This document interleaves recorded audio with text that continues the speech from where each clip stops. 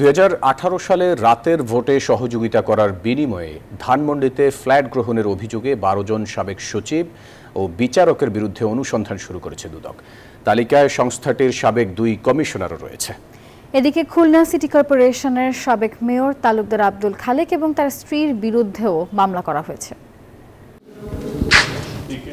রাতের ভোটের খ্যাতি পাওয়া 2018 সালের নির্বাচনে আওয়ামী লীগের হয়ে সহযোগিতার অভিযোগ ওঠে সচিব পদমর্যাদার 12 কর্মকর্তার বিরুদ্ধে। ওই নির্বাচনে জয়ী হয়ে পুরস্কার হিসেবে সংশ্লিষ্ট কর্মকর্তাদের রাজধানীর বুকে উপঢৌকন হিসেবে আলিশান 14 তলা ভবন নির্মাণের আদেশ দেন সাবেক প্রধানমন্ত্রী শেখ হাসিনা। 2024 সালের 26 মে ভবনটির নির্মাণ কাজ শুরু করে গণপূর্ত মন্ত্রণালয়। আওয়ামী লীগ সরকারের পতনের পর ভবনটির বরাদ্দে অনিয়মের অভিযোগে চলতি বছরের মে মাসে অভিযান চালায় দুর্নীতি দমন কমিশন। অনিয়মের প্রাথমিক প্রমাণও পায় সংস্থাটি। জানা যায়, নির্মাণাধীন ভবনটির 23টি ফ্ল্যাটের 12টি পাওয়ার কথা ছিল দুদকের আলোচিত সাবেক কমিশনার মোজাম্মেল হক খান ও জহুরুল হক সহ 12 সচিব পদমর্যাদার কর্মকর্তার। পরবর্তী এক্সট্রিম মশার কয়েল প্ল্যান্ট ফাইবার দিয়ে তৈরি, তাই সহজে ভাঙে না, সুগন্ধিযুক্ত ও নিরবিচ্ছিন্নভাবে জ্বলে। ডেঙ্গু, চিকুনগুনিয়া বাহি সহ যে কোনো মশার বিরুদ্ধে দেয় এক্সট্রিম সুরক্ষা।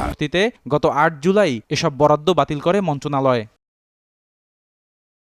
এবার এসব বরাদ্দে কোনো অনিয়ম ছিল কিনা সে বিষয়ে অনুসন্ধান শুরু করেছে দুদক। তথ্যপত্রের বিশ্লেষণের পরে সেটা কমিশন সিদ্ধান্ত নিয়েছেন তাদের ফ্ল্যাট বরাদ্দে যে অনিয়ম হয়েছে কিনা সেই বিষয়গুলো খতিয়ে দেখা এবং কি ধরনের অনিয়ম হতে পারে সেই বিষয়ে অনুসন্ধানের সিদ্ধান্ত হয়েছে এবং অনুসন্ধান শুরু হয়েছে।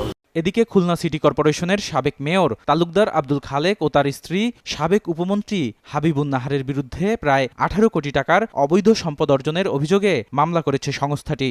সাবেক mayor Khulna city corporation public servant থাকা অবস্থায় অসাধু উপায়ে নিজ নামে জ্ঞাত আয়ের উৎসের সাথে অসঙ্গতিপূর্ণ সম্পদ অর্জন করে নিজ মালিকানা ও ভোগ দখলে রাখার অভিযোগে আজ খুলনা সজাগায় একটি মামলা করা হয়েছে। এদিন এনসিপির সাবেক নেতা গাজী সালাউদ্দিন তানভীর দুদকে আসেন। তার বিরুদ্ধে তদবির বাণিজ্য ও চাঁদাবাজির মাধ্যমে শত কোটি টাকার অবৈধ সম্পদ অর্জনের অভিযোগে অনুসন্ধান করছে দুদক।